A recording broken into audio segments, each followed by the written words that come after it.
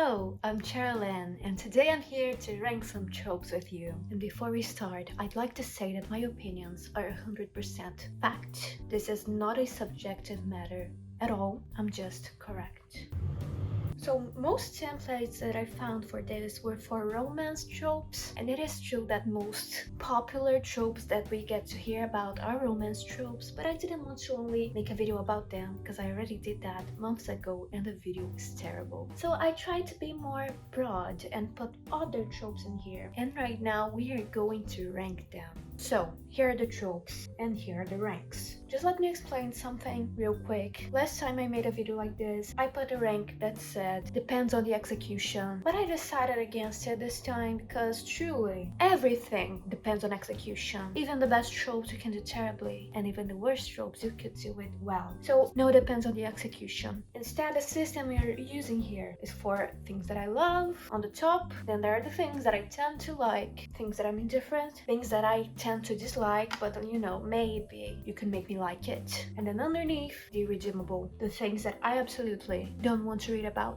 Maybe I would enjoy them in a horror book or a thriller, but definitely not a romance. Let's get into it, shall we? Let's start off strong with love triangle. This is very common in YA books, and I don't really read YA, but I think it has its place. Do I want to read about it? Probably not. Could it be well done? Of course. And something that I really like to see in this trope is it being solved by polyamory, which I rarely see because I love triangle, theoretically. Everyone is interested in everyone else, but normally when we use this term, we refer to two people in one person, which is technically a V and not a triangle. But if it is truly a triangle, this can be very easily solved. Anyway, I'll put it in 10 to dislike, but could be well done. Misunderstanding. I hate it. I think it can be useful, of course it can. In my favorite book, there's a lot of misunderstandings, and I still love the book, but most of the times this is used. It's just the characters being dumb for the sake of the plot. The author need them to fight for some reason, and they don't have a reason, so they just put a dumb misunderstanding there. But again, it's not every time that they do that. And I say it like it's a bad thing, but my favorite book uses this trope exactly like that. The book is tomorrow, tomorrow, and tomorrow. The two protagonists are stupid when it comes to socializing, and they just refuse to talk, and that leads to a lot of misunderstanding and a lot of resentment building, and it is infuriating, truly, but it is my favorite book and I love it. So as much as I hate this trope, it can be well done. Instalove. I don't understand the appeal at all, both in a realism point of view and a storytelling point of view. Realism Instalove doesn't exist. Let's start there. Of course, there is insta infatuation. You can look at someone and like feel attracted to them. Of course you can, but it isn't love. And I really dislike it when people portray it as love. It isn't, alright? And it makes me mad. And from a storytelling point of view, how is this engaging if I don't get to see the characters developing these feelings? Not because of their appearances, but because of who they are as people, how they fit together, what they like about each other. That's the fun part. The love itself is not the fun part. The process to it is the fun part. And with Instalove, you have nothing. You have nothing. Yes, this gets me mad. I hate this trope. Hate it. Don't want to read about it. No. Troubled protagonist. I'll put it in I tend to like it because the protagonist is probably the most important character in the story, and if they are troubled and this trouble is made in a fun way, this will make the story much more interesting. Because for me specifically, when I'm reading, I thrive on internal conflict more than external, and when you have a troubled protagonist, it's a lot of internal conflict. Not saying that a story cannot work without a troubled protagonist, but most of them can probably benefit from one. Of course, it depends on the genre and the context, depends on a lot of things. This is not a requirement per se. And not to be mistaken by the edgy protagonist, which is a very easy mistake to make. Edgy protagonists have their place, but this is not what we're talking about. The character can be both troubled and mature at the same time. It is possible. Anyway, next one. The romance trope. Oh yeah, something that I forgot to mention. The pink ones are the romance tropes and the yellow ones are the general ones. I should have said that in the beginning, but I forgot. I hate everyone but you. I don't like this trope. Tend to dislike again. I don't hate it, but I don't like it either. I don't see the appeal of generalized misanthropy and coming back to the edginess argument, I feel like this is very edgy. And normally this is like the guy love interest and like hates everyone. But the main character, she's different for some reason. Maybe she's bubbly and happy and low-key a manic pixie dream girl. So of course he likes her. This is a romance book. I don't like this kind of book. So yeah, not a fan. Black and white morality. Again, I tend to dislike it. I'm tempted to put it in irredeemable, but there are a lot of stories that have black and white morality and are still good. So to be fair, I'll put it here. But me personally, I really dislike it. Because first it's unrealistic and I think it does more harm than good. Not saying that a story can't have this and it's inherently bad. I'm just saying that in general, I don't think it's a good thing to like plant in people's minds that there's like absolute good and absolute evil. I think that's a harmful idea. Again, if you want to write about this, it's not a problem. I'm just saying that I prefer if that's not the norm in stories. Because I feel like a lot of people are influenced by stories, and when they only see like bad guy and good guy, they tend to project that into like real life situations, and I think that's harmful. And I think it's a good thing. We are in the era of like gray area protagonists and gray area villains. I think that's great. Of course, it can be done badly as well, but again, I think as a whole, I prefer it. And this is probably mostly my personal opinion. But again, this is my video talking about my opinion. If you didn't catch up when I said my opinion was the right one, I was being ironic. But yeah, I think you got it. Anyway, let's continue. Age gap. I absolutely despise age gap. And of course it depends on what we're talking about. Like I've seen a lot of people rage about a story about a 26-year-old going out with a 34. Like, that's not a problematic age gap. What I mean is like an old man, like let's say, not old, but like older. Let's put he's 50, specifically going after very young women. This doesn't happen only in stories. This also happens in real life, and it makes me disgusted. So I don't want to read about that. Like, I don't want to read about the old billionaire hooking up with the girl who's just out of college, who knows nothing about life. I don't want to read about that. That's gross for me, in my humble opinion. Of course, age gap could be the other way around, or in same gender relationships. Like, this is not the only age gap there is, but in general, I don't want to read about it. I don't like it. Again, in a horror book, maybe could be a good thing for me, but in a romance, never. Old men, get away from teenage girls. Please. Now finally we get to something that I really like after the sea of negativity. Bittersweet ending.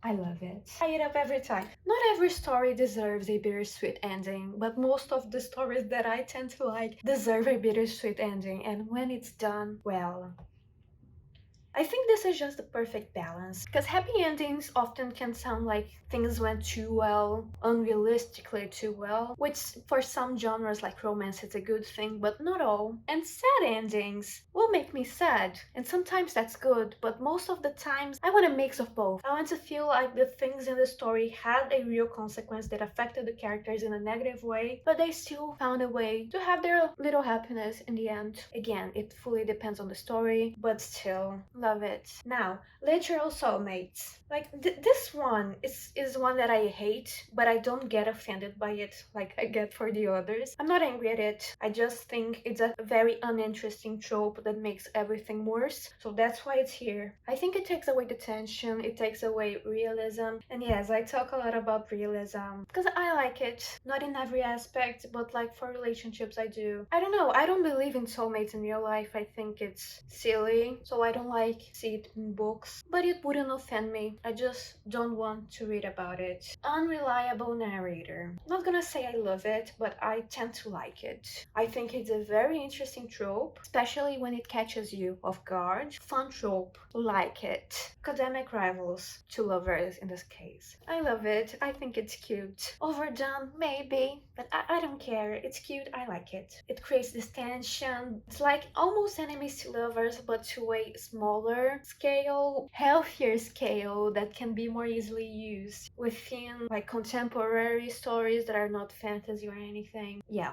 good trope. The Chosen One.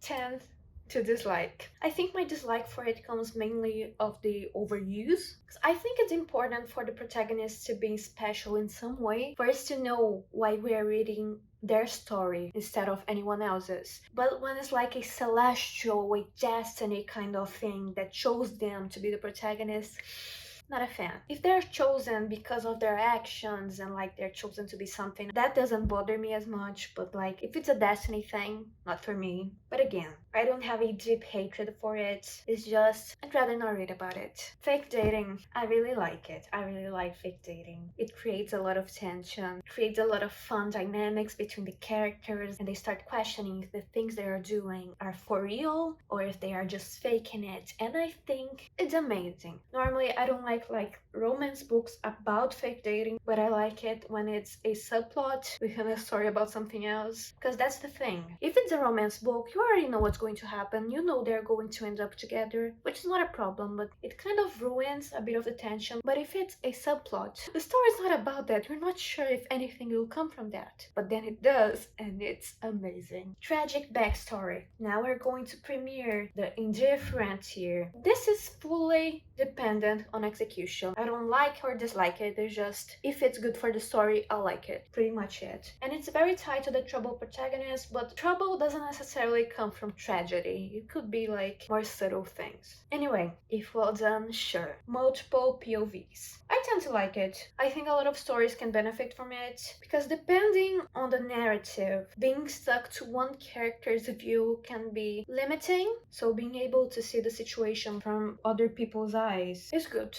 I like it. I'll give you a very dumb example of this not being done, not in a book, in a cartoon. Steven Universe. In Steven Universe, Steven has to be there for everything. There isn't an episode without Steven. At least I don't think there is. And it makes the story much worse because of that. Because there are a lot of scenes that are not about him, but you have to see them through Steven's eyes. Yeah. It makes the story worse. Again, just a dumb example, but yeah, I feel like some books are like this as well. Grand gestures. I hate grand gestures. It ruins a book for me. This is just me being bitter maybe, but I just dislike it. I hate grand gestures in real life and I don't want them in my fiction. Because in general, I hate performativity. Like, I don't want you to do a nice thing for me for other people to see. If you want to do something nice for me, do them for me, not for other people. And I feel like grand gestures, of course there are exceptions, are mostly for other people making a show. Like, oh, I'll propose to you in the middle of this restaurant with 1,000 people. Like, again, there are exceptions, but in general, I don't like grand gestures. I don't see the appeal. I prefer small, sweet gestures. Yeah, not for me. Dysfunctional Family. I love Dysfunctional Family. Not in real life. I'm reading The Dutch House. Great book, by the way. And what is it if not a dysfunctional family? Anyway, I think it's very realistic. I think it's very engaging and can create a lot of interesting interpersonal relationships and conflicts. There's a lot to love in here. And yeah, I like literary fiction. And there are a lot of dysfunctional families in literary fiction. Anyway, next one. Forbidden Love. I really like it, but I'm not going to put it in Eat Up every time because it's not every time that I eat it up. I only like the Forbidden Love if the reason it's forbidden is not dumb, which many times it is. Because of course in a story you need conflict, in a romance you need conflict, and a lot of times authors try to fabricate the reason why these characters can be together, and a lot of times it's just dumb, and sometimes it's even worse because it's forbidden because one of the characters is already in a relationship. So it's kind of like a cheating situation, which I don't want to see. The only time I excuse it is in The Office between Jim and Pam, none other. But again, if it's forbidden for the right purposes, normally in a fantasy setting there are more excuses for it.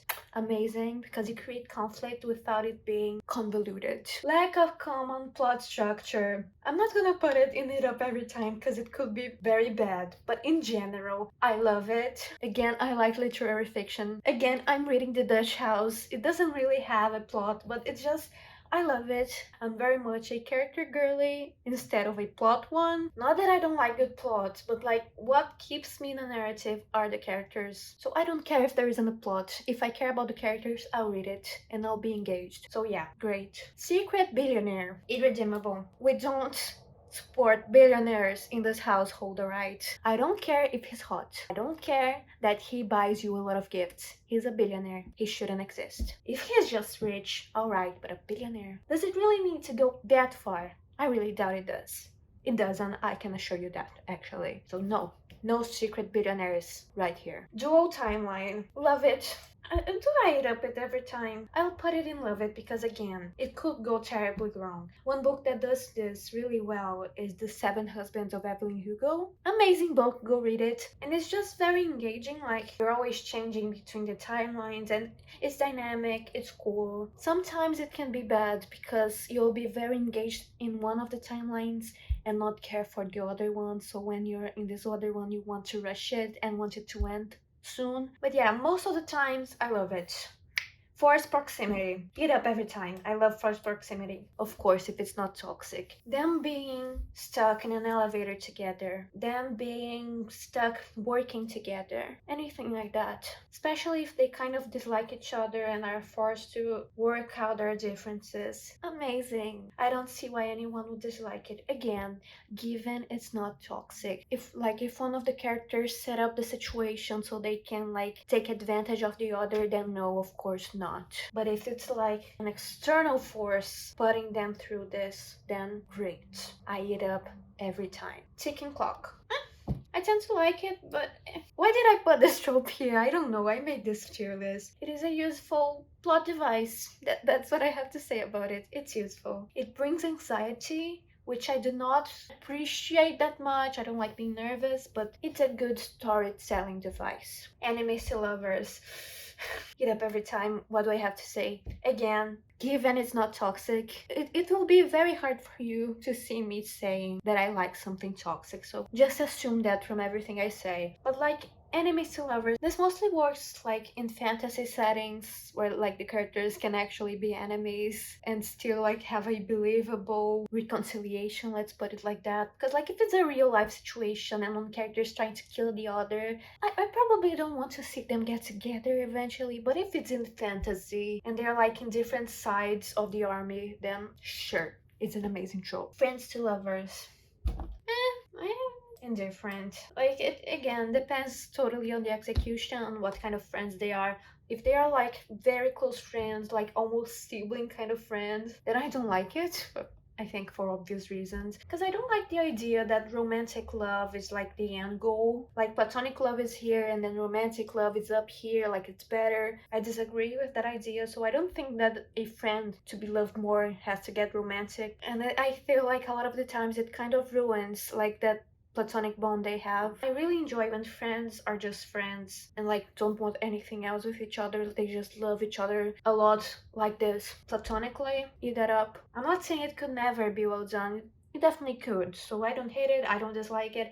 I just need it to be done in the right way. I don't think that made a lot of sense, but I hope you got what I'm saying. And to finish this off, we have Unplanned Pregnancy, which is going straight to irredeemable. I hate it very much. Again, talking about romance books, if it's literary fiction or something else, it can be a good plot point. But if it is a romance book, I don't want to read about a baby. I don't want it. I don't think it's cute. I don't think it's romantic to have a baby. Babies can be cute, but outside of my romance book, please. Pregnancy is just something that's terrifying, and I don't see the appeal. So yeah, don't want it in my book, please. And yeah, this is the finished result. You're not welcome to disagree with me. I'm right. I'm joking, of course. Please tell me what you disagree with me in the comments. I'll put this template in the description in case you want to do this for yourself. And yeah, please don't be mad at me. I expose my opinions and you may disagree with them,